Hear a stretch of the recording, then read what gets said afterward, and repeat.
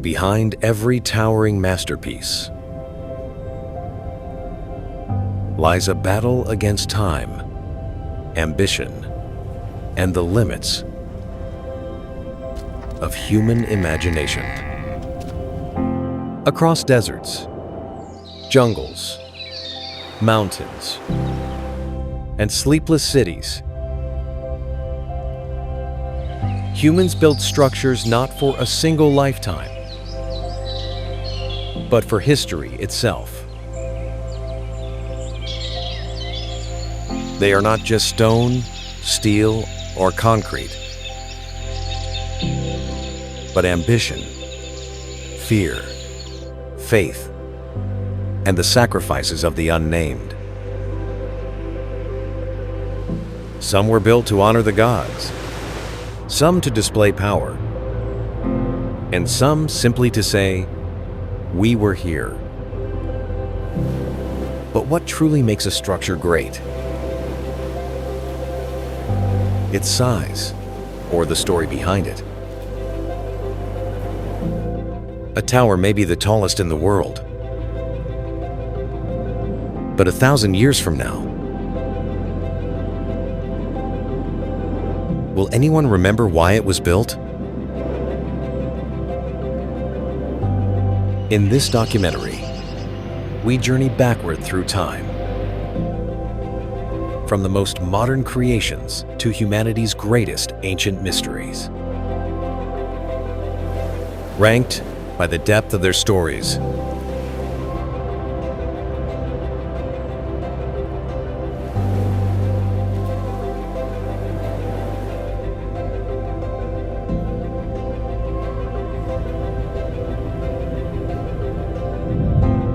This is Unseen Wonders, the greatest construction projects.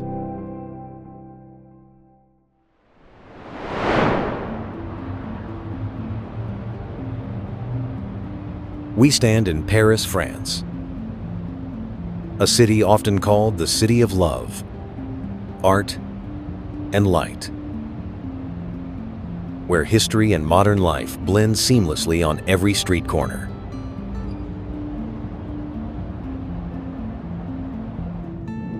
We begin this journey in Paris, the capital of France, a city defined by pride, contradiction, and an ambition that never truly rests. France is not merely a nation, but a state of mind in modern Europe. It is a place where monarchies collapsed in violence, and new ideas were born in chaos. Freedom, equality, and progress here were forged not through peace, but through brutal confrontation. Paris therefore carries the beauty of a city that paid dearly to become itself. Along its grand boulevards, history does not sit quietly in books, but hangs heavy in the air. By the late 19th century, the world entered an age both unstable and electrifying. Machines, steel, and smoke began redefining human power. In that moment, France wanted to tell the world it was not only looking backward. They wanted to declare that the future could be built through boldness and defiance. The Eiffel Tower was not built to please the masses. It was created to shock, to provoke, to force people to look upward. To many at the time, it was seen as cold, crude, and an offense to beauty itself. Yet that controversy made it impossible to ignore. Rising above historic Paris, the Eiffel Tower stands like a scar carved by the industrial age. It is not gentle, nor romantic in the traditional sense. It is rigid, exposed, and unapologetically confident. The Eiffel Tower marks the moment humanity believed engineering itself could become a symbol. This is not the oldest wonder we will encounter, but it is the perfect opening to a story about human ambition. The Eiffel Tower is one of the most famous structures in the world, yet paradoxically, it was never built to last. The structure was completed in 1889 as the centerpiece of the World's Fair in Paris. When first proposed, the Eiffel Tower faced fierce opposition from French artists and intellectuals. Many believed a metal structure rising 300 meters would destroy the classical beauty of Paris. In reality, the tower was only permitted to stand for 20 years. To much of the public at the time, it was not art, but an engineering mistake. But to Gustave Eiffel, it was a declaration of the industrial age. The Eiffel Tower was built from over 18,000 iron pieces, joined by approximately 2,500,000 rivets. Upon completion, the Eiffel Tower became the tallest structure in the world. That record was held for 41 consecutive years. Unlike ancient wonders, the Eiffel Tower served neither religion nor empire. Its purpose was to prove that humans could conquer height through science and engineering. Ironically, its practical value is what saved it from demolition. The tower was soon used as a radio transmission station and a military observation point.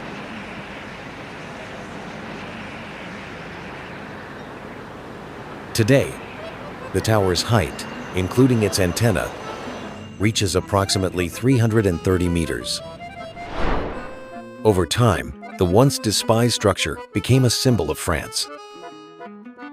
However, the Eiffel Tower's story is not tied to historical tragedy or collapsing civilizations. It represents a historical moment rather than a timeless myth. The Eiffel Tower does not force reflection on death or eternity. It speaks of progress, technology, and belief in the future.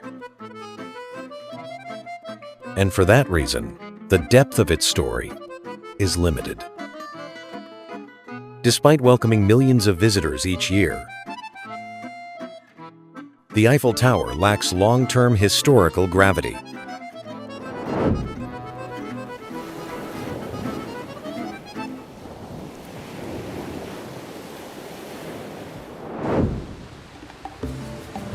Paris reflects a modern world built on steel, engineering, and self-assertion. And the journey now crosses the Atlantic toward South America. If the Eiffel Tower symbolizes faith in humanity itself, then in Rio de Janeiro, humanity seeks spiritual shelter within an uncertain world. In Rio de Janeiro, people do not seek to dominate the world, but to find comfort within a conflicted reality. The journey shifts from absolute control to the desire for spiritual shelter. Brazil is a young nation compared to ancient civilizations, yet it carries intense contradictions between faith, inequality, and the desire for protection.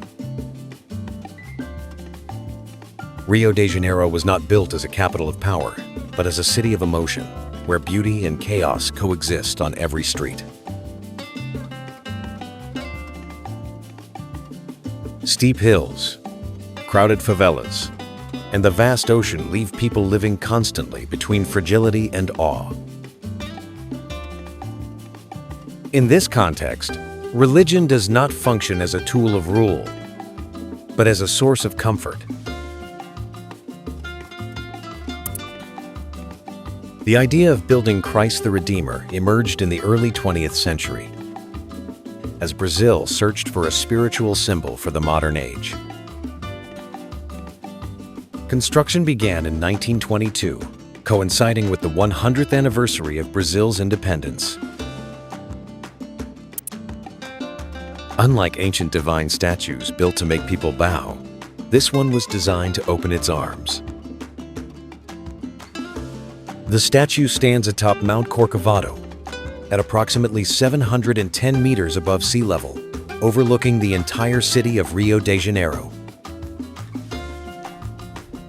The statue itself stands 30 meters tall with an additional 8-meter pedestal, creating a presence both monumental and gentle. Its outstretched arms span roughly 28 meters, suggesting embrace rather than dominance. The monument was completed in 1931, as the world entered a period of global uncertainty. Unlike ancient wonders built through forced labor, Christ the Redeemer is a product of the industrial age, modern engineering, and voluntary belief. The statue does not stand within a closed sacred space, but exists openly above a living city. From nearly every corner of Rio, the figure is visible, whether from beaches, favelas, or financial districts. This makes the statue belong not to clergy or authority, but to ordinary people. Christ the Redeemer does not threaten, judge, or demand absolute obedience. It simply exists as a quiet reminder that humanity is not alone amid chaos. Among humanity's great wonders, this is one of the few built not out of fear, but out of the need for comfort. And when seen from afar, through mist and sunset light, the statue seems not to stand above Rio, but to quietly watch over it. Christ the Redeemer represents an era in which humanity no longer builds to dominate the world, but to find reassurance within it.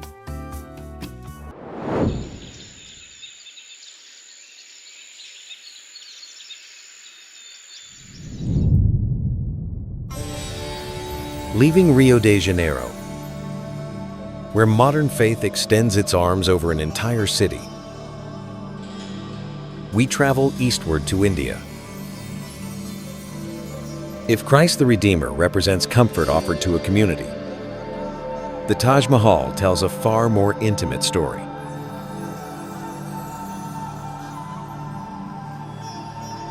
This is not a symbol built to protect or guide, but a monument born from loss, memory, and personal grief. Here, power no longer takes the form of faith or empire, but becomes love carved permanently into marble. India is not a country built on neatness or order. It is forged from overload, overlap, and an excess of people, memory, and belief. Every step in India feels like standing on multiple centuries at once. Its cities do not grow in straight lines, but swell in chaos. Agra is such a city, weighed down by history, power, and imperial display. It was once the heart of the Mughal Empire, where luxury and brutality coexisted. Agra's stone walls guarded not only palaces, but the insecurities of power itself. The Mughal Empire understood that power must be seen, felt, and overwhelming. Yet within a world of conquest and intrigue, deeply personal grief still existed. This monument does not shout power, but whispers loss. The Taj Mahal's perfect symmetry creates an unsettling sense of fragility. Every line feels too pure to belong to the earthly world. The white marble makes the structure seem to dissolve into light. By day, the Taj Mahal is radiant, yet detached. By night, it becomes lonely, distant, and almost unreal. The Taj Mahal does not try to tell a grand imperial story. It forces the viewer to confront something far more uncomfortable: that even the greatest empires are built on human emotion. And sometimes, what history preserves longest is not victory, but grief turned into stone. The Taj Mahal did not begin as a wonder, but as a family story. At the center of this story is Shah Jahan, the fifth emperor of the Mughal Empire in India. He ruled with immense power, territory, and wealth. Yet the most important figure in his life was a woman. That woman was Mumtaz Mahal, his third wife and the one he loved most deeply. Mumtaz was not only an empress, but also his confidant and closest advisor. In 1631, Mumtaz Mahal died while giving birth to their 14th child. Her death devastated Shah Jahan. Just 1 year later, in 1632, he ordered the construction of an unprecedented tomb. This monument was built neither for gods nor for imperial display. It was built for one reason alone: to remember Mumtaz Mahal. The main mausoleum of the Taj Mahal was completed in 1648 after 16 years of construction. The entire complex, including auxiliary buildings and gardens, was completed around 1653. The main mausoleum features a central dome rising about 73 meters, standing as a symbol of immortality. The Taj Mahal complex covers approximately 17 hectares, arranged in near-perfect symmetry. That symmetry reflects a longing for a perfect world where death does not divide love. But the story does not end with architecture. In his later years, Shah Jahan was overthrown by his own son and placed under house arrest. From captivity, he could only gaze at the Taj Mahal from a distant window. When Shah Jahan died, he was buried beside Mumtaz Mahal, inside the very tomb he had built. The Taj Mahal is therefore more than architecture. It is a tomb, a mourning, and a love tragedy turned to stone. Yet because its story is deeply personal, it does not represent an entire civilization.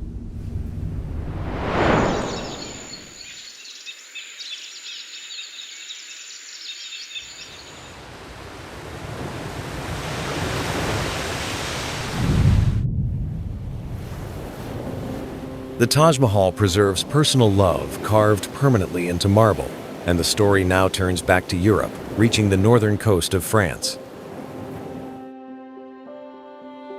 If the Taj Mahal was born from one person's private grief, MONT-SAINT-MICHEL emerged from collective faith sustained over centuries.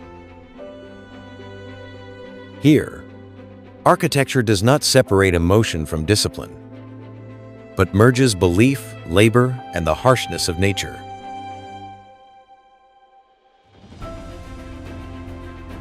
Between relentless tides, MONT-SAINT-MICHEL marks the moment humanity learned to live between the earthly and the sacred.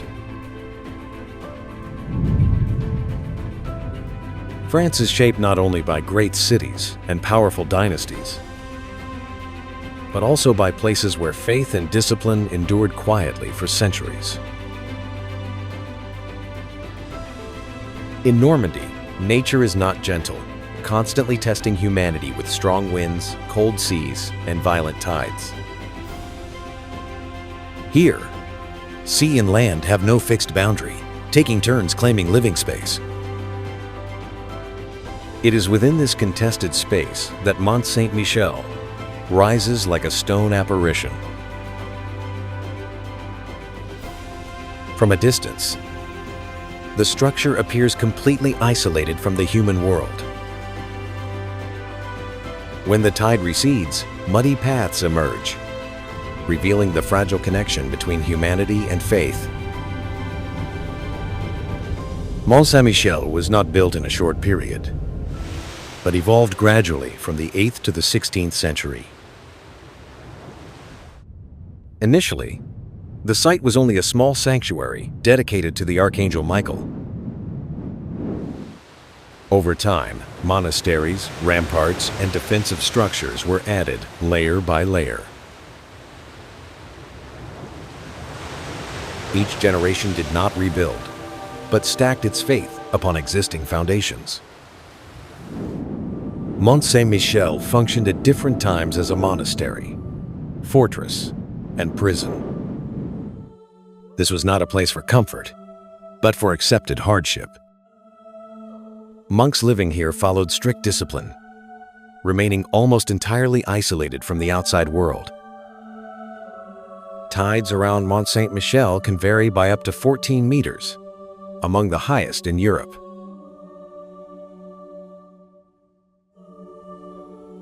A small miscalculation in timing could leave people trapped or swept away.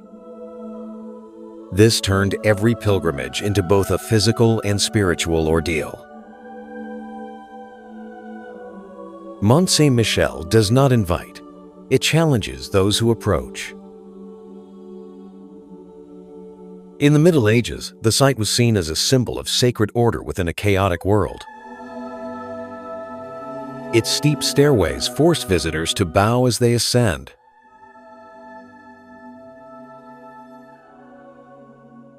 The architecture does not celebrate the human body, but emphasizes its smallness. MONT-SAINT-MICHEL teaches that faith is not emotion, but sustained discipline. There are no giant figures offering comfort, only stone, wind, and solitude. Across centuries of warfare, the site was never fully conquered.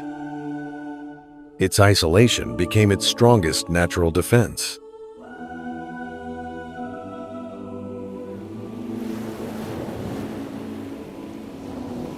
MONT-SAINT-MICHEL exists not because it is beautiful, but because it is resilient. This is a wonder not meant to be admired from afar, but experienced through effort. Every step here reminds visitors of their physical limits. Unlike the Taj Mahal, where love softens stone, MONT-SAINT-MICHEL hardens it. It tells no story of emotion, but of perseverance. Among the great wonders, MONT-SAINT-MICHEL reminds us that faith can also be severe. It is a place where humans learn to live with uncertainty rather than eliminate it. MONT-SAINT-MICHEL promises no easy salvation. It simply endures, steadfast, between rising and falling tides. And it is this cold endurance that makes the site one of Europe's most unique spiritual symbols. MONT-SAINT-MICHEL does not whisper hope. It teaches how to stand firm.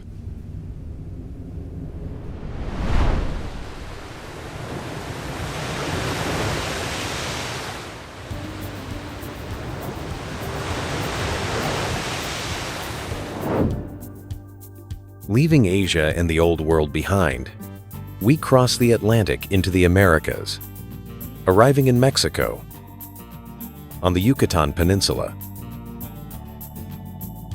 This is a part of the world that developed largely in isolation from Europe and Asia.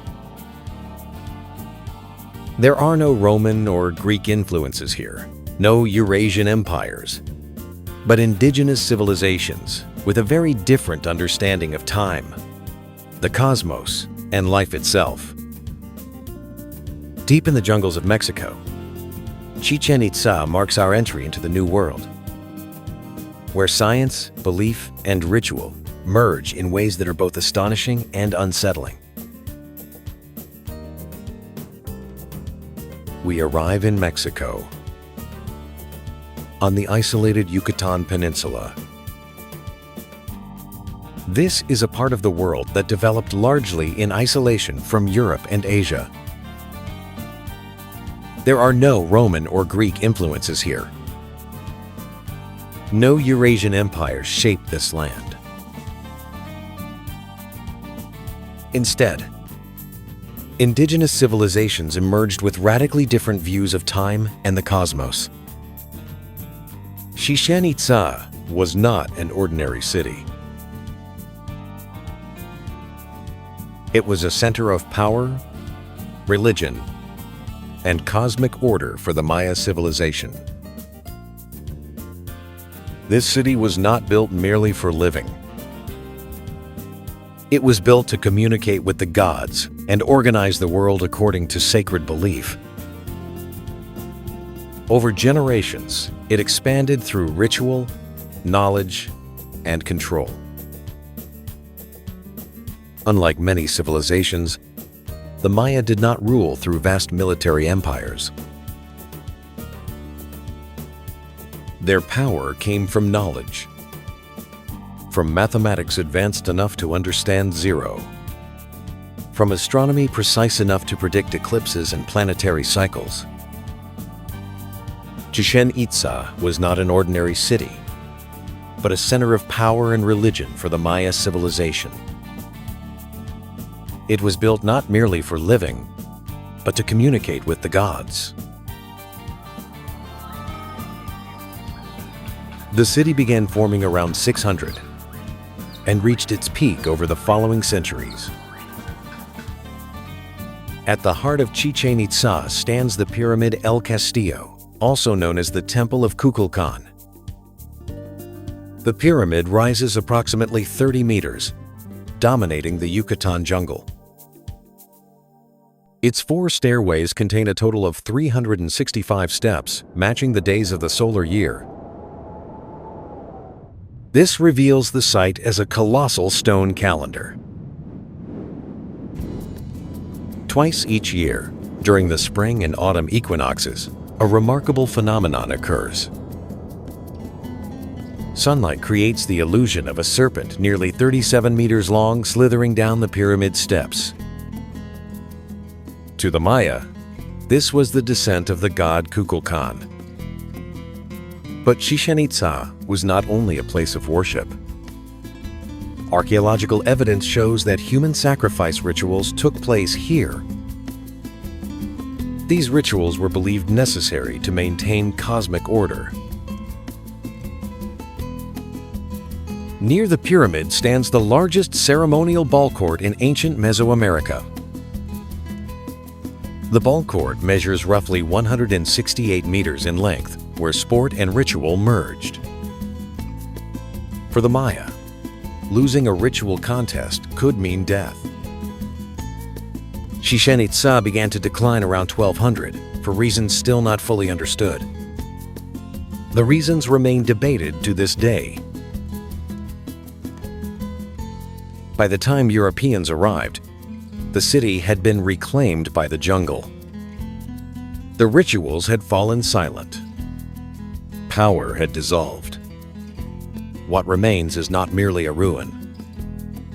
It is evidence of a civilization where intelligence and violence coexisted, where science served belief, and belief demanded blood. Chichen Itza inspires awe and unease at the same time.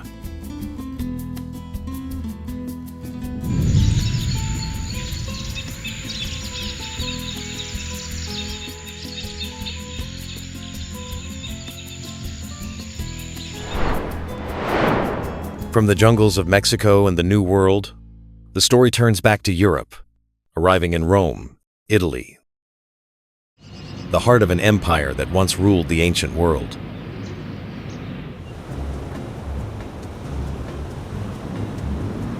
If Chichen Itza revealed how civilizations communicated with the gods through ritual and astronomy, Rome tells a different story. One where power was displayed before the masses. At the center of this city, the Colosseum rises as a vast stage where violence, entertainment, and politics merged, shifting our journey from belief to the raw expression of human power. Ancient Rome was not a civilization born from pure ideals, but one forged through war, territorial expansion, and an unprecedented ability to control people. In the Roman world, power did not merely need to be held. It needed to be displayed, felt, and reinforced through the senses of the masses. The Roman Empire understood that crowds are not ruled by law alone, but by emotion, habit, and legalized fear. From that cold understanding, the Colosseum was born, not as a secondary structure, but as the center of Roman public life and collective psychology. This was where Romans gathered in their greatest numbers and where their thinking was subtly guided. Rome did not hide violence. It legalized it, turning it into ritual, schedule, and a familiar part of daily life. Violence in the Colosseum was not chaos, but something organized, controlled, and carefully staged. Every spectacle carried symbolic meaning, where gladiators did not merely fight each other, but represented Roman order, the conqueror and the conquered. For spectators, this was not simply entertainment, but a visual lesson about one's place in society. When crowds cheered for death, they were reminded that life itself was conditional, and that the empire was the one who decided. The Colosseum did not merely produce fear. It created psychological dependence, where people grew accustomed to having emotions delivered by the state. In such a world, cruelty became normalized, while compassion was seen as weakness. The most disturbing aspect of the Colosseum is not the number of deaths, but how society accepted it as normal life. Children grew up watching public executions. Families gathered to see bloodshed, and those memories quietly shaped the next generation. The Colosseum thus became an educational tool of empire, not teaching morality, but power, who commands and who obeys. As the empire weakened, the structure lost its original function, but its psychological imprint did not fade. Today, we enter the Colosseum with cameras, seeing stone, arches, and history. But few feel the heavy silence built upon cheers long gone. The Colosseum stands not as praise of Rome, but as a warning of how cruel a society can become when violence is legalized and packaged as entertainment. And that is why the Colosseum is not merely a historical monument, but a mirror reflecting human nature, one we rarely want to face directly. The Colosseum was not built to worship gods, but to serve the Roman masses. It was a place where power was displayed not through law, but through spectacle. Construction began around the year 72 of the Common Era, under Emperor Vespasian. The Colosseum was completed in the year 80 of the Common Era, during the reign of Emperor Titus. The arena could accommodate around 50,000 spectators from all levels of Roman society. Romans gathered here not for reflection, but for stimulation. gladiatorial combat became the most popular form of entertainment. These spectacles were staged repeatedly over many centuries, especially during major festivals. For Roman authorities, it was an effective tool of social control. The concept of bread and circuses was born in places like this. Historical records describe the inauguration as lasting up to about 100 days, filled with continuous games. Thousands of wild animals were killed during these spectacles. Ancient sources even describe rare and elaborate special performances. In its early years, the Colosseum may have hosted mock naval battles, according to historical accounts. Still, most of its history is defined by violence on land. Human life here became a sanctioned form of entertainment. As the Roman Empire weakened, the games gradually ceased. After nearly 2,000 years, the Colosseum still stands, despite earthquakes and decay. Today, it is no longer a place of death, but a historical testament. The Colosseum does not inspire admiration through morality. It unsettles us with the raw honesty of history. It shows how easily violence can be normalized.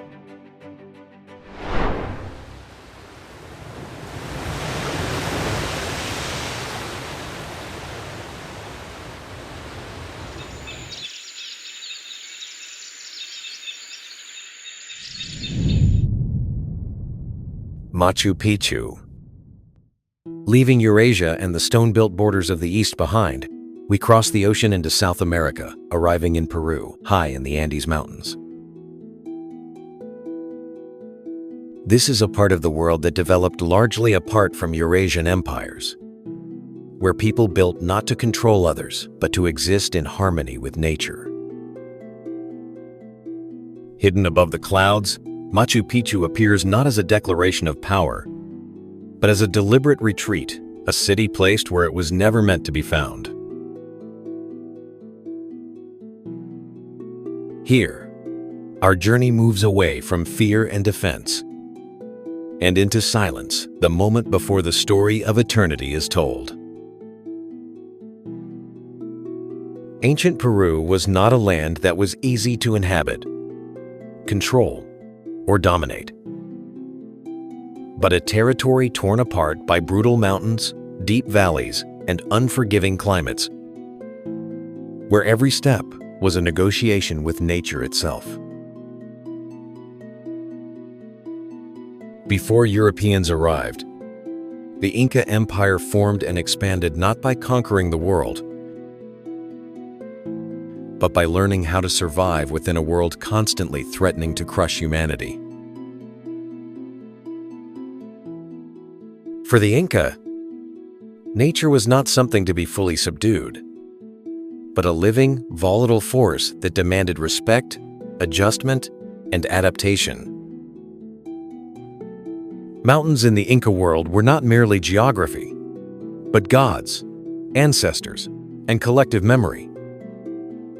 In a civilization without written language in the conventional sense, without wheels and without iron, the Incas still built an empire stretching across thousands of kilometers. This did not come from superior technology, but from social organization, labor discipline, and shared belief in a higher order. The Inca Empire functioned like a massive organism, where each individual was carefully positioned to serve the survival of the whole. The Inca did not believe in absolute individual freedom, but in harmony between individual, community, and nature. That order created strength, but demanded total sacrifice. In the harsh Andes, mistakes did not lead to political failure, but to death. For this reason, The Inca were obsessed with precision, balance, and predictability. Their architecture did not seek to dominate nature, but to merge with its fractures, slopes, and rhythms. Stone was cut, shaped, and fitted with obsessive precision without mortar, yet resilient against earthquakes and time. Within this worldview, Machu Picchu was not built as a capital or a display of overt power. It was placed where humans seem almost out of place. The city was built in the 15th century of the Common Era, during the Inca Empire. Without wheels or iron, the Inca still created a flawless city. Stones were fitted so precisely that no blade could pass between them. Machu Picchu sits at an elevation of approximately 2,430 meters above sea level. Its location made the city nearly invisible from below. There is no clear evidence that it functioned as a military fortress. Instead, it may have served as a royal estate or ceremonial center. The city was abandoned around 1530, just before or during the Spanish conquest. Remarkably, the Spanish appear to have never discovered Machu Picchu. There are no records of destruction or conquest. The city did not fall. It was simply left behind. For nearly 400 years, Machu Picchu was hidden by the Andes. In 1911, the site was brought to global attention by explorer Hiram Bingham. Even after its discovery, Machu Picchu retained its mysteries. No one knows for certain why it was built here, nor why it was left intact. Machu Picchu presents a rare possibility in history: that a civilization can choose disappearance over destruction. It does not shout power. It whispers about withdrawal.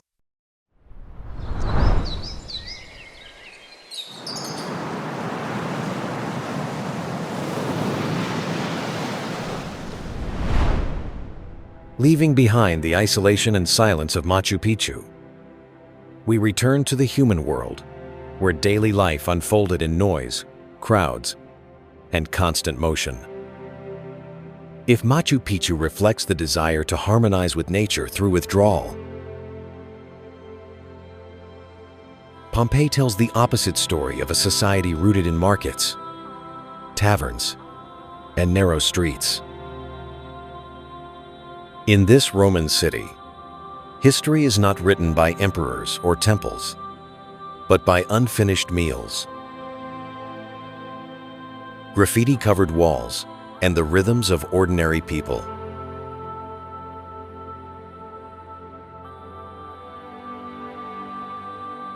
When Mount Vesuvius erupted, Pompeii was not conquered by people or empires, but frozen forever at life's most fragile moment. Ancient Italy was not only the land of empire, armies, and emperors, but also a place where millions of ordinary people lived, traded, loved, and aged within narrow streets. Before Rome became a symbol of absolute power, it was a network of living cities where daily life mattered as much as military victory. Pompeii was one such city, a thriving urban center near the Bay of Naples, where people believed tomorrow would resemble today. This city was not built for eternity, but for the present, shaped by practicality, convenience, and routine. Stone-paved streets, small taverns, and modest homes reflected a society that rarely contemplated apocalypse. Pompeii was where people woke each morning to trade, argue, eat, and continue their lives almost unconsciously. None of them built this city imagining it would one day become a ruin. Before the disaster, Pompeii had a population of approximately 11,000 to 15,000 people, large enough to form a complex society, yet still deeply personal. The city covered roughly 66 hectares, with markets, public baths, theaters, and countless shared spaces. Graffiti here was not carved for legacy, but for visibility in the present moment. Life in Pompeii was raw, noisy, and saturated with human presence. Mount Vesuvius, looming in the distance, existed in the minds of residents as a familiar part of the landscape. For centuries, the volcano remained silent, long enough for people to believe it harmless. That belief in stability eroded the human capacity to imagine disaster. In the year 79, everything changed within a matter of hours. Mount Vesuvius erupted violently, releasing a column of ash rising tens of kilometers into the sky. Ash, pumice, and superheated gases rained down, turning escape into chaos and impossibility. Many died not from lava, but from suffocating air and extreme heat. In less than 2 days, Pompeii was buried beneath more than 4 meters of ash. The city was not destroyed in the conventional sense, but sealed in time. Meals were left unfinished, doors remained open, and final footsteps were frozen forever. Pompeii did not collapse like an empire, but vanished like an interrupted moment. That randomness makes Pompeii more haunting than any monument of power. When rediscovered in the 18th century, the city opened a rare window into ancient daily life. Not an idealized life, but real life, in all its messiness and fragility. Pompeii reminds us that history does not belong only to victors. It belongs to those who never had the chance to tell their stories. Among the world's great wonders, Pompeii represents not ambition. It represents the absolute fragility of human life. And for that reason, Pompeii does not inspire admiration, but silence.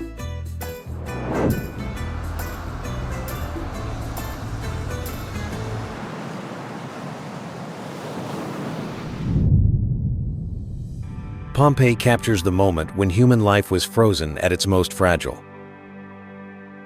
And the journey now turns east toward a place where history was not buried, but deliberately hidden.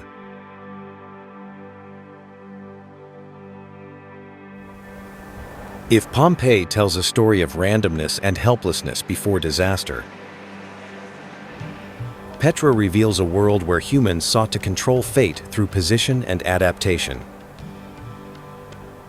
Amid the harsh deserts of Jordan, Petra did not display power through empire or armies, but through its ability to survive and thrive under extreme conditions. Here, power came not from ruling people, but from controlling roots, water, and the flow of transcontinental trade. Petra was not born from a dominant military empire or an overwhelming divine ideology, but from a harsh geography and an acute ability to exploit the mutual dependence of ancient civilizations. This is the arid land of Jordan, where the desert does not kill instantly, but erodes slowly through scarcity, isolation, and uncertainty. In such an environment, power belongs not to the strongest, but to those who control roots, water, and the rhythm of trade. The Nabateans, who built Petra, ruled not through vast armies, but by positioning themselves where every route was forced to pass. Petra existed as a strategic choke point between Arabia, the Mediterranean, Egypt, and Mesopotamia, where goods, information, and influence were forced to flow. Spices, incense, silk, and wealth were not merely commodities, but the lifeblood of the Nabatean power system. To control that flow was to control the civilizations dependent on it. Petra therefore had no need to display brutality or impose public fear.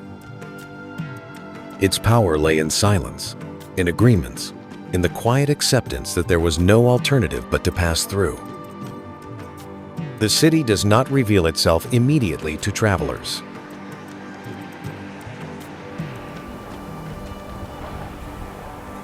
Petra forces one through a narrow, winding canyon that constricts vision and movement. The sensation of being guided and controlled emerges before a single structure is seen. When Petra's monumental facade emerges from the shadows, it feels not welcoming, but overwhelming and cold.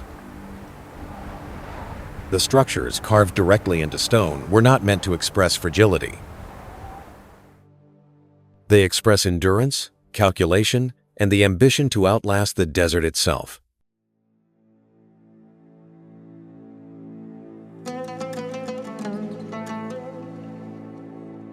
Petra did not build upward to challenge the sky, nor outward to dominate space.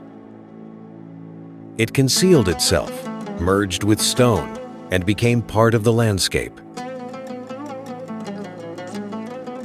This is the power of those who know when to appear and when to disappear. Yet power built on trade carries a lethal fragility. When trade routes shifted and other powers controlled new flows, Petra lost its reason to exist.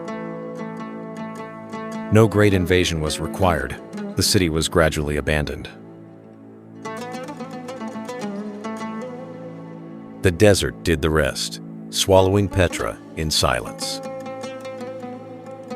Petra today stands as a ghost city, not destroyed by war, but by the changing world. It reminds us that power built on position and flow is always temporary, and that controlling the paths of others does not guarantee one's own permanence. Petra was not built, but carved directly into the sandstone cliffs of the Jordanian desert. It was once the capital of the Nabatean people, a remarkably wealthy trading civilization. Petra began to rise around the 4th century before the Common Era. The Nabateans were known not for military power, but for their control of trade and water. In an arid landscape, they engineered highly sophisticated water systems. Petra reached its peak in the 1st century of the Common Era, controlling major trade routes. Its wealth came from the trade of incense, spices, and luxury goods. Petra's most famous monument is Al-Khazna, commonly known as the Treasury. The facade of Al-Khazna stands about 40 meters high, carved directly into the rock face. Despite its name, it was most likely a royal tomb. The Petra archaeological area covers more than 260 square kilometers. Petra contained not only temples, but homes, theaters, and burial grounds. Petra's theater could seat around 3,000 spectators, carved entirely from stone. Yet that prosperity did not last forever. After its annexation by the Roman Empire in 106 of the Common Era, Petra gradually lost its trading dominance.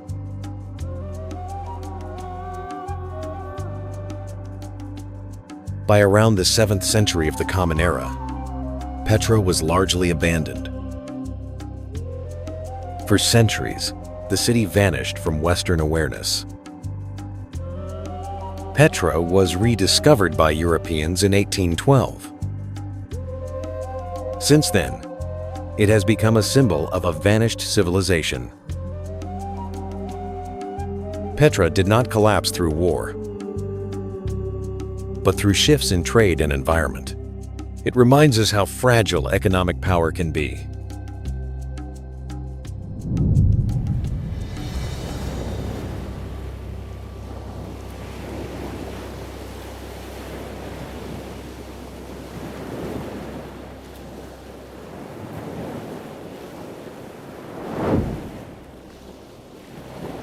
Leaving the deserts and trade routes of the Middle East behind, we move west across the Mediterranean to Athens, Greece.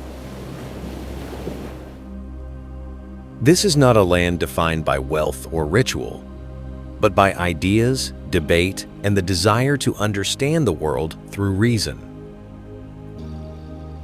Rising above the city, the Acropolis stands as a spiritual center where humanity first questioned democracy, philosophy, and its own role in society. Here, our journey shifts from empires of commerce to the intellectual foundations that shaped Western civilization. Ancient Greece was not a vast empire or a dominant military superpower ruling the ancient world through sheer force, but a collection of small city-states fragmented by mountains, seas, and deeply different ways of thinking. That harsh geography forced the Greeks into constant competition, not only over resources or land, but over ideas, honor, and the structure of society itself. Unlike many civilizations that believed order came from gods or supreme rulers, the Greeks began questioning the world through reason, skepticism, and public debate. For them, truth was not something handed down from the sky, but something to be dissected, challenged, and defended through argument. Greece was where humanity first believed thought itself could become a form of power.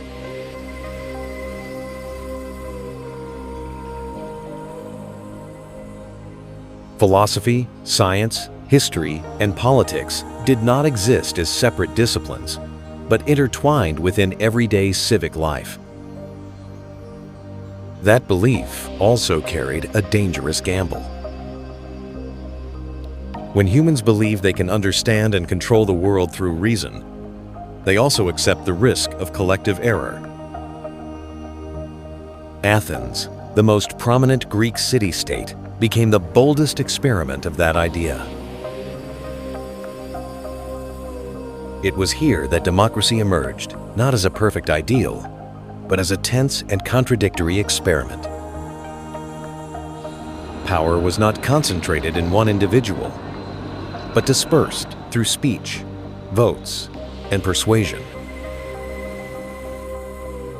In such a world, words could elevate an individual, but also destroy an entire city-state. It was within this intense intellectual climate that the Acropolis was built. The Acropolis is not a single structure, but the heart of power in ancient Athens. It is where religion, politics, and ideas converged.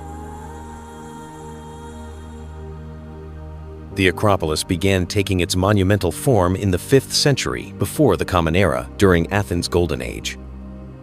At the center of the complex stands the Parthenon, dedicated to the goddess Athena. Athena represented not only protection, but wisdom and reason. The Parthenon was constructed between 447 and 432, before the Common Era, with remarkable precision.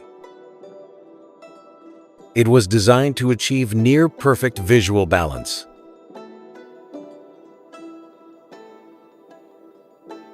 The entire Parthenon was built from Pentelic marble, quarried near Athens. The Acropolis was more than a place of worship. It symbolized a society that placed human reason at its core. In the 5th century, before the Common Era, Athens developed the world's first direct democracy. Political decisions were made by citizens, not kings. Philosophy, theater, and science flourished around the Acropolis. These ideas became the foundation of Western society.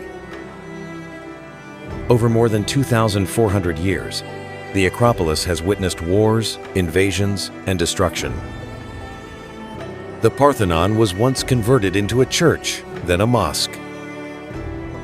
In 1687, an explosion during warfare severely damaged the Parthenon.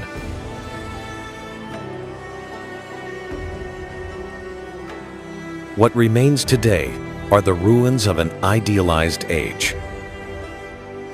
The Acropolis does not evoke fear or mystery.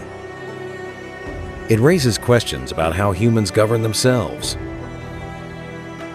For Western audiences, this is where it all began. The Acropolis represents the power of ideas over force.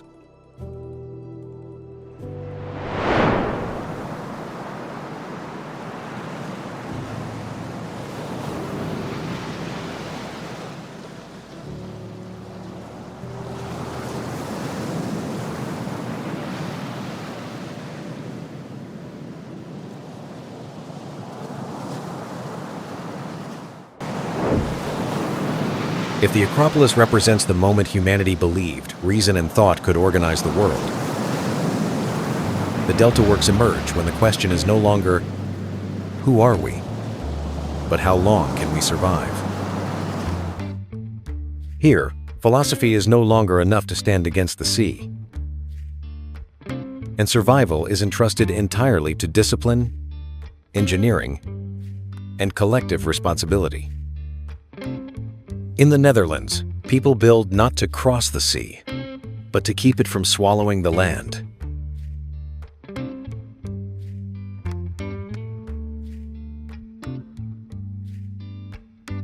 The journey shifts from conquering space to preserving life. The Netherlands is a country defined not by mountains or deserts, but by an eternal battle with water. A significant portion of its territory lies below sea level, making its existence inherently fragile. For centuries, the Dutch have continuously built dikes, levees, and sluices to reclaim land from the sea.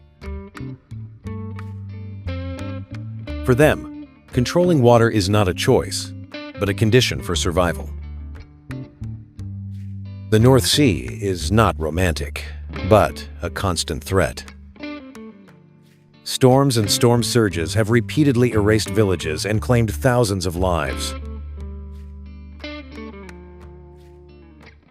The most devastating disaster occurred in 1953, when a massive storm breached the sea defenses. More than 1,800 people lost their lives in a single night, leaving the nation deeply traumatized. That catastrophe did not lead to surrender, but to a decision of survival. The Delta Works were conceived as a collective response to the fear of annihilation. This is not a single structure, but a national defense system.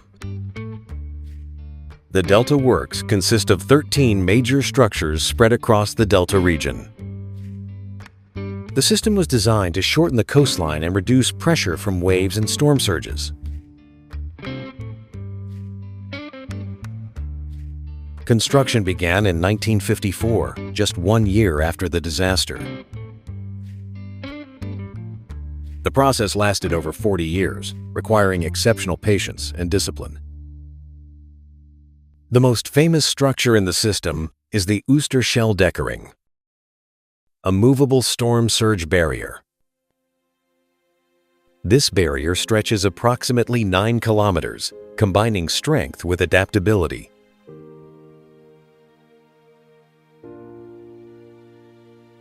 Unlike traditional dams, the delta works allow seawater to flow when conditions are safe.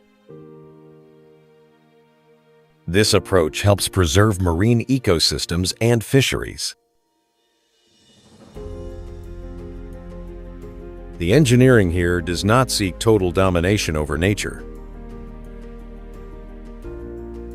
It seeks selective control and compromise. The delta works reflect the belief that humanity cannot defeat the sea, only negotiate with it. The system protects millions of people living in low-lying areas. It also safeguards the Netherlands' key economic and agricultural regions. There is no spirituality or grand symbolism here. The delta works exist out of absolute necessity. Every gate and concrete block is calculated with cold precision. This system does not make humans feel small. It makes them feel responsible. The delta works represent a civilization that chose discipline over blind faith. This is where engineering becomes ethics. People do not pray for the sea's mercy. They prepare for the worst. Among the world's wonders, the delta works are not visually overwhelming. Yet they carry one of the deepest meanings of survival. This is a wonder of patience, responsibility, and collective intelligence. The delta works promise no glory. They promise only that there will still be land to stand on tomorrow. And in a rapidly changing world, that promise has become extraordinarily precious.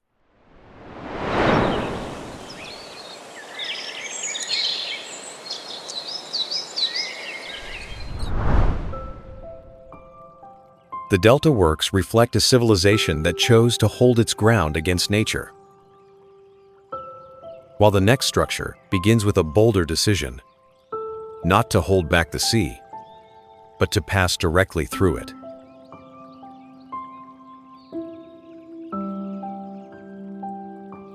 Once survival is secured, human ambition shifts from defense to expansion, from protecting land to reshaping space. Here, humanity builds not to inspire, but to overcome the physical limits of the sea. Our journey shifts from symbol to infrastructure, from being seen to forcing nature to yield. China entered the 21st century with a question no longer philosophical, but technical and existential. How to connect, expand, and accelerate within a space constrained by geography and nature. The Pearl River Delta is one of the most dynamic economic regions on the planet. Yet the sea itself stood as the greatest barrier between its key cities. Hong Kong, Zhuhai, and Macau exist close together, yet are divided by water, currents, and storms. The Sea Bridge was born not from artistic inspiration, but from cold economic necessity. The decision to build it was a matter of national strategy. Construction began in the year 2009, under extremely harsh marine conditions. The structure spans approximately 55 kilometers, making it the longest sea-crossing bridge in the world. It is not merely a bridge, but a combination of bridges, tunnels, and artificial islands.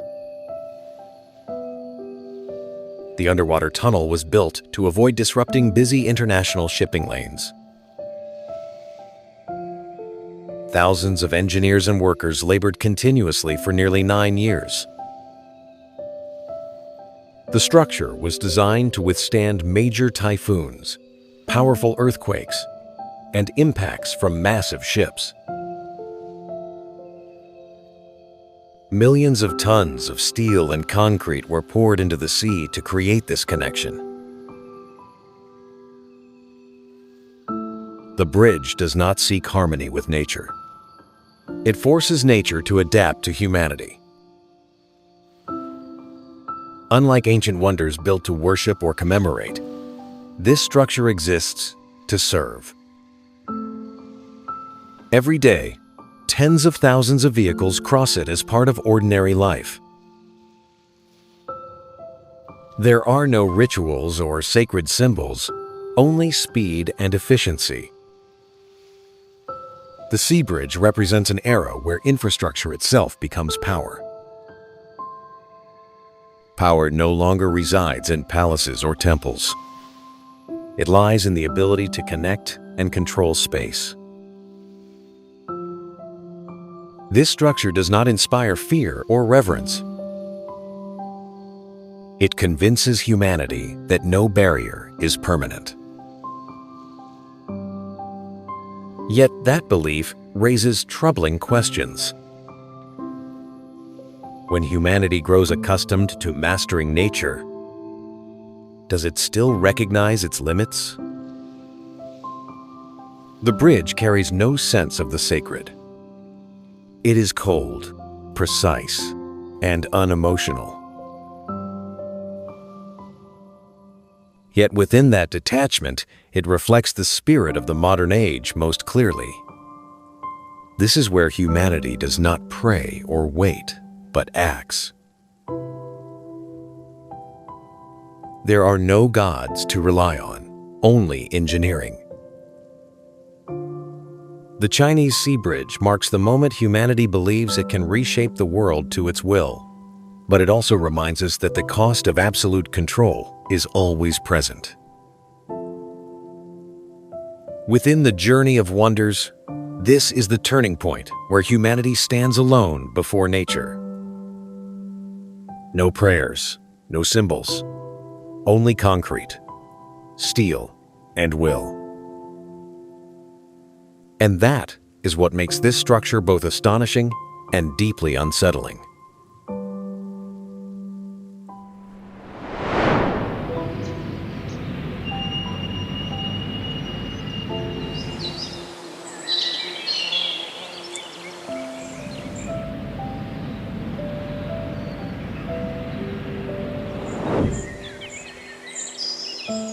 In the mountains and rivers of southwestern China, survival did not come from understanding the world, but from accepting its power.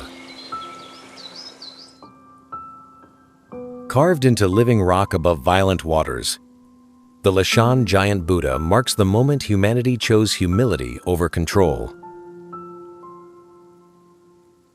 China is a civilization shaped not only by people, but by violent rivers, unforgiving mountains, and a natural world that demands absolute submission. In southwestern China, Sichuan has long been known as a land that both sustains millions and relentlessly threatens them with unpredictable disasters. The great rivers flowing through this region carry not only silt and life, but generational fear. At the convergence of the strongest currents, humans quickly realized that strength and technology were insignificant before nature. In such a context, belief was not a spiritual choice, but a survival reflex. Buddhism arrived in China not as a conquering religion, but as a quiet comfort for communities living in constant uncertainty.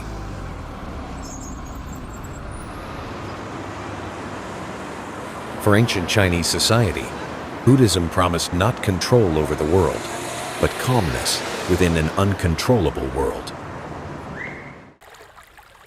At LESHAN, where three major rivers converge into deadly currents. Humans were forced to confront their own fragility. Instead of building barriers or reshaping the terrain, they chose a different path, slower and deeply spiritual. They chose to carve their faith directly into the cliff, turning stone into a monumental prayer.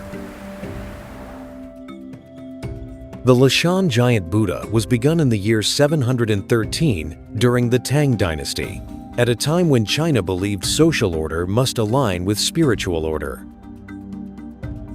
The monument was not built over a few short years, but took nearly 90 years, spanning generations of labor and prayer. When completed in the year 803, the statue became the largest stone Buddha in the world for many centuries. The LESHAN giant Buddha stands approximately 71 meters tall, rendering every human at its base almost invisible. The head alone rises over 14 meters, with each detail carved patiently and deliberately. Each ear stretches nearly 7 meters, large enough to contain a standing person. The statue does not gaze upward to challenge the sky, but looks downward toward the violent waters below. That gaze carries no judgment, only restraint and calm.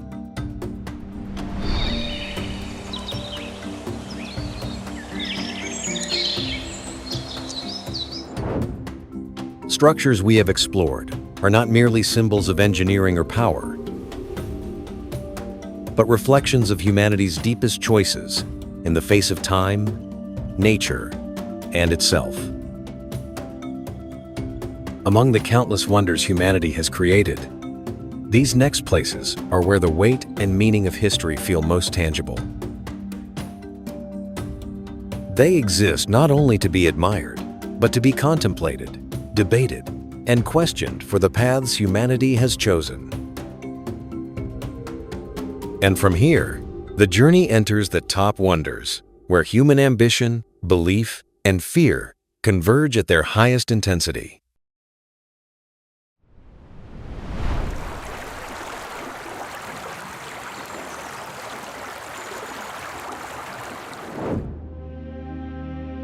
The quiet contemplation of the LESHAN giant Buddha belongs to a world seeking balance. But the story now turns northward, into a landscape shaped by fear, conflict, and constant vigilance. If the Buddha represents humanity's attempt to endure nature through humility and belief, this place tells a far harsher story. Stretching across mountains, deserts, and wind-scoured plains of northern China, the Great Wall marks not a city or a philosophy, but a hardened response to endless external threat.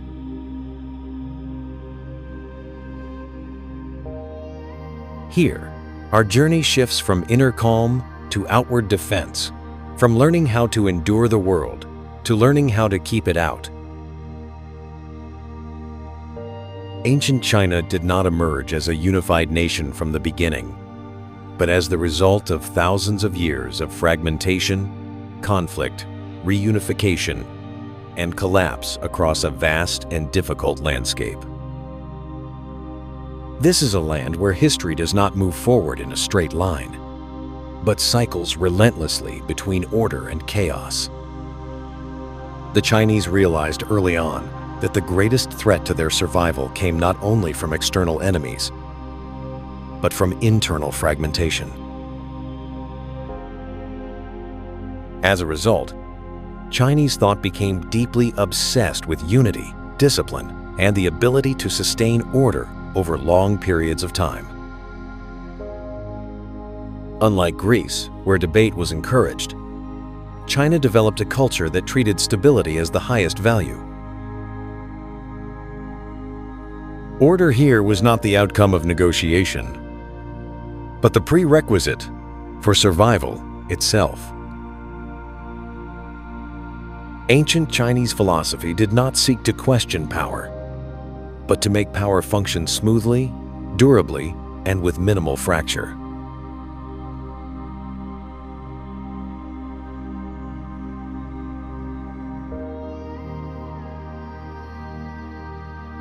Confucianism, legalism, and Taoism, despite their differences, shared a common concern with regulating human behavior within dense societies.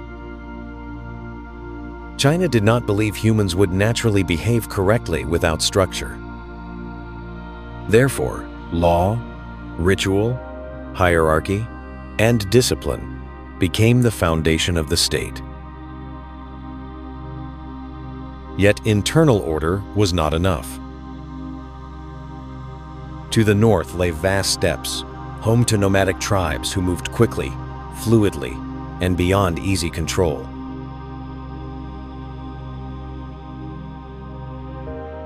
These threats did not arrive in formal armies, but in unpredictable waves. For a civilization that viewed stability as essential, such unpredictability was a constant nightmare.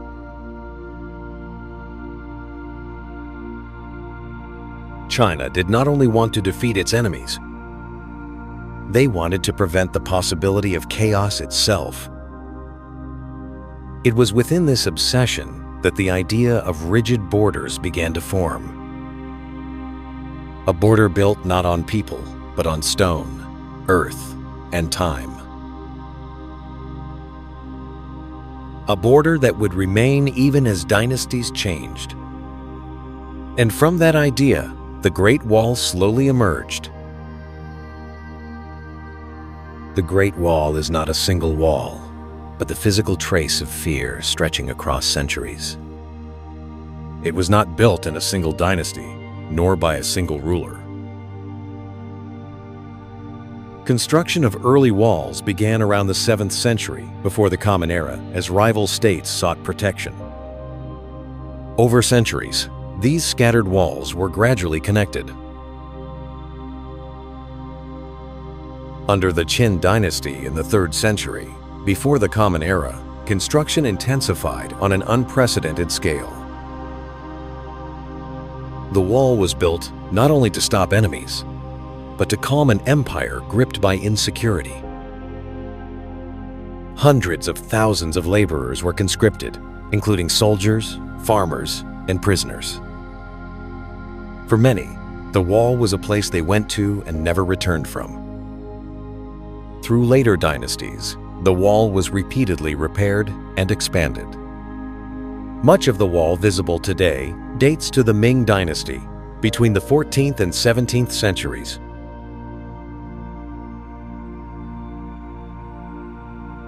Stone and brick replaced rammed earth, turning the wall into a true fortress.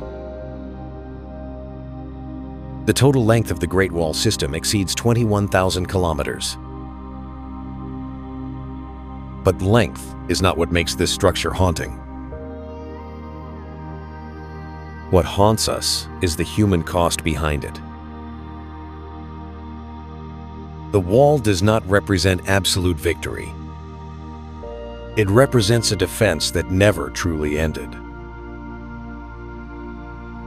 No matter how massive, it could not stop every invasion. Yet it endures as a psychological statement that borders can be drawn in stone, and architecture can reveal what a civilization feared most.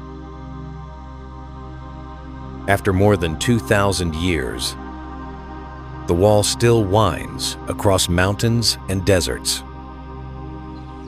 It tells no story of a single glorious moment.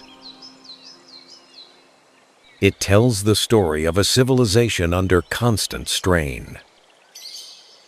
And that is why the Great Wall ranks number 3.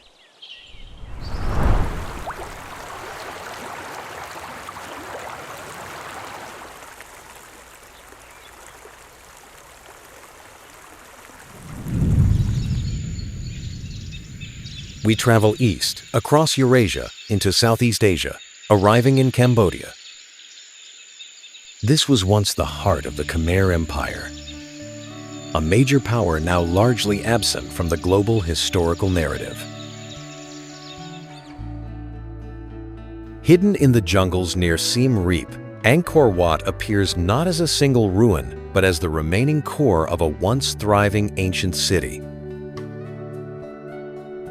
Here, our journey shifts from empires that are remembered to civilizations quietly reclaimed by time and nature.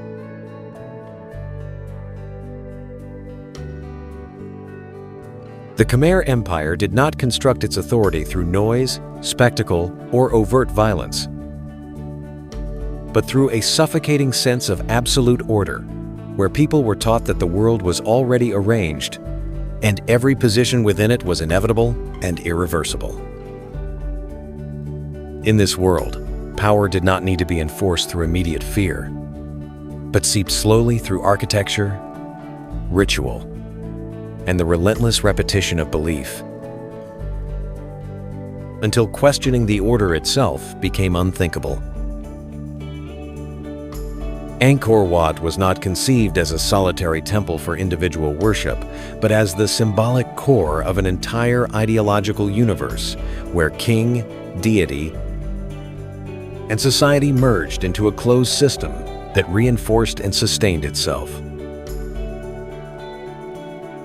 In Khmer ideology, the king was not merely a ruler through law or force, but the living embodiment of divinity on earth, rendering power sacred, absolute, and beyond worldly debate. To oppose the king was not simply political rebellion, but an affront to the cosmic order itself, where humans were expected to recognize their own smallness within a far greater whole.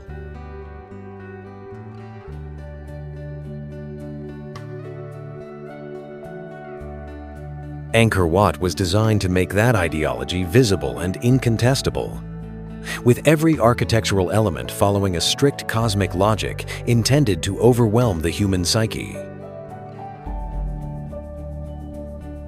The vast moats surrounding the complex were not merely defensive or hydraulic features, but representations of the primordial oceans encircling the world, isolating sacred space from the chaos of ordinary life. The central towers rise as scaled representations of Mount Meru, the cosmic axis of Hindu belief, from which divine power and universal order both emanate. For centuries, this ideology sustained remarkable stability within the Khmer Empire, as people regulated their own behavior to align with what was perceived as sacred order. Yet this total dependence on belief also made the system fragile, because once belief eroded, the entire structure of power lost its foundation. Angkor was abandoned, not due to a single catastrophic battle or invasion, but because the ideology that once held everything together no longer convinced people to believe. Today, Angkor Wat stands not as a celebration of ancient power, but as a silent testament to the limits of divine kingship, absolute order, and unquestioned belief. It is a place where humans once believed they could turn the universe into architecture, only to learn that no order can endure forever if it demands absolute submission. It once stood at the religious, political, and cultural heart of the Khmer Empire.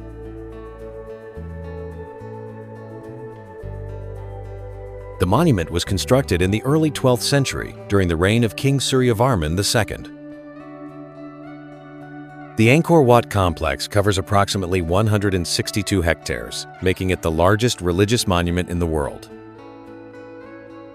The entire structure was built from sandstone, quarried and transported from distant locations.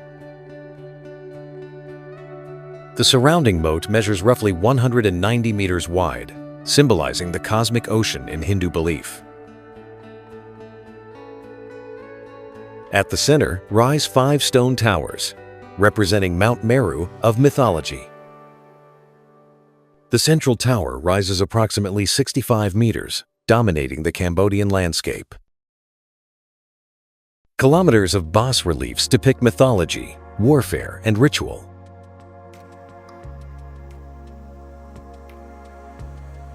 The bas-reliefs stretch for more than 800 meters, carved with remarkable detail. Angkor Wat was not only a place of worship, but a stone map of the universe. Its proportions align with astronomical and cosmic cycles. After the 13th century, Khmer power gradually declined. By around the 15th century, Angkor was no longer the imperial capital. The city was slowly abandoned and reclaimed by the tropical jungle. For centuries, Angkor Wat nearly vanished from global memory. Unlike many temples, Angkor Wat was never entirely abandoned. Buddhist monks continued to maintain a presence on the site. Today, Angkor Wat stands as a national symbol of Cambodia. It represents the cycle of rise, decline, and the patience of time.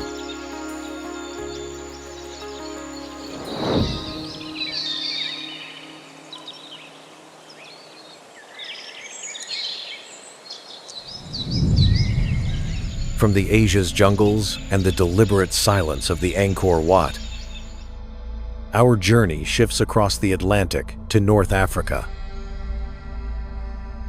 where Egypt rises as one of humanity's earliest and most enduring civilizations. Here, the desert is not merely a landscape, but the setting for a civilization that thought beyond life itself. On the Giza Plateau, the pyramid does not greet us with a story, nor does it ask to be explained. It stands as a presence beyond time, where our journey is no longer about movement across places, but about confronting a final idea: eternity. Before speaking of Egypt, we must first speak of a fear shared by all civilizations. The fear of disappearing completely, leaving no trace behind as time moves forward, indifferent and relentless. While many societies sought to conquer space, territory, or visible enemies, only a few dared to confront time itself, an adversary that cannot be defeated by armies or force. Ancient Egypt ventured furthest down that dangerous path, building power not for the present, but for a future beyond life itself. It was a society less concerned with how well one lived than with how one died in order to continue existing after the body decayed. In the Egyptian worldview, time did not move in a straight line, but cycled endlessly like the rhythm of the Nile, where life and death followed one another without pause. That very predictability convinced the Egyptians that cosmic order was immutable and that humanity's role was to align with it rather than resist it. In that context, death was not a terrifying end, but a perilous transition that demanded precise preparation down to the smallest detail. Power in Egypt therefore did not rest solely in ruling the living, but in guaranteeing the soul's successful passage into eternity. The pharaoh was not seen as an ordinary earthly king, but as a being positioned between humanity and the gods, responsible for maintaining cosmic order even after death. If the pharaoh failed in his passage to the afterlife, Egyptians believed that cosmic order itself would collapse, dragging the kingdom into chaos. Because of that fear, an entire civilization accepted the mobilization of immense labor, resources, and time for a single moment beyond life. No structure expresses that obsession more clearly than the massive stone forms rising on the Giza Plateau, where humanity first attempted to turn eternity into matter. The Great Pyramid of Giza was not built to impress the future. It was raised in an age when the very idea of history did not yet exist.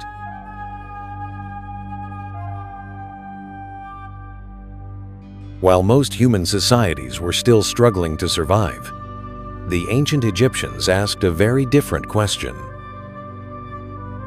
Not how to survive, but how to endure beyond death.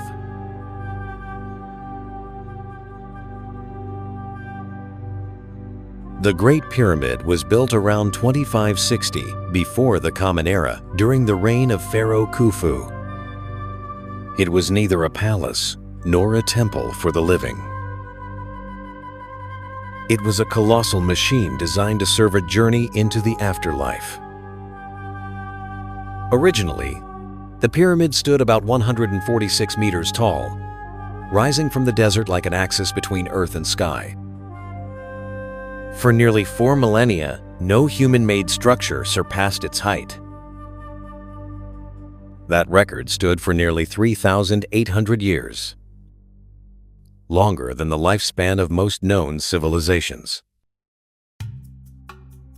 There were no wheels, no iron tools, no modern blueprints. Approximately 2.3 million stone blocks, each weighing tons, were cut, moved, and set in place with near-perfect precision. Those stones were not merely stacked, but locked into a strict geometric order. Its sides align almost perfectly with the 4 cardinal directions, a feat that still challenges modern technology. The deviation is measured in fractions of a single degree, as if the structure were built not for humans, but for the cosmos itself.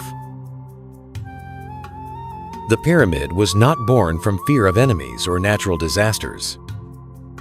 It was born from an absolute belief that cosmic order was eternal and that humans could align themselves with it. For ancient Egyptians, death was not a final period. It was merely a doorway. After more than 4,500 years, the pyramid still stands, nearly unchanged, in a world that has transformed entirely. Empires rose and vanished around it. Languages were forgotten, gods were renamed, maps were redrawn. Yet the pyramid remains, without explanation, without justification. It does not try to tell its story. It simply exists as an undeniable presence of time itself. And for that reason, the Great Pyramid of Giza is not just the greatest wonder. It is a reminder that some things are built not to be remembered, but to never disappear.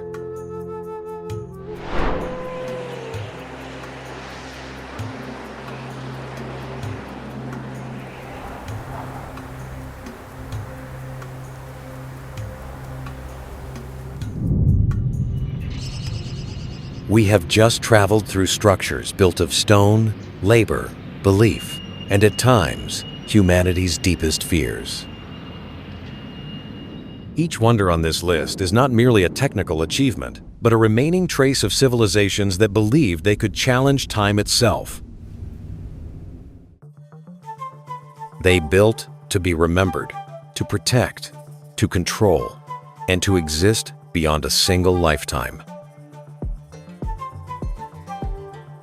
Yet time continued to move forward, cold and indifferent, carrying away empires, rulers, and dreams once believed to be eternal. Only these structures remain, silent and patient, as the final witnesses of human ambition. When we stand before them today, what overwhelms us is not just their scale or beauty, but the realization of how boldly humans once dared to dream. Perhaps the most important question is not what they built, but what we, in our own time, will leave behind when everything eventually passes.